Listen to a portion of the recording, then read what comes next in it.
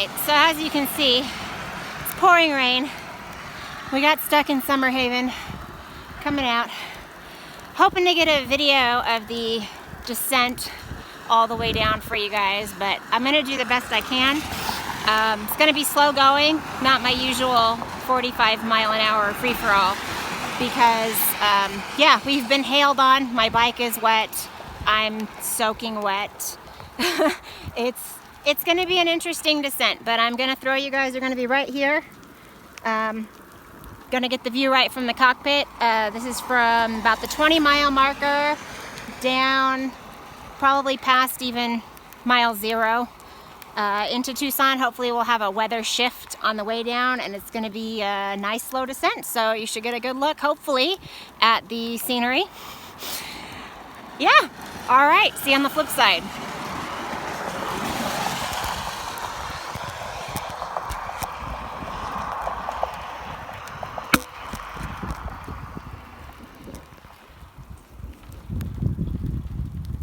All right, locked and loaded.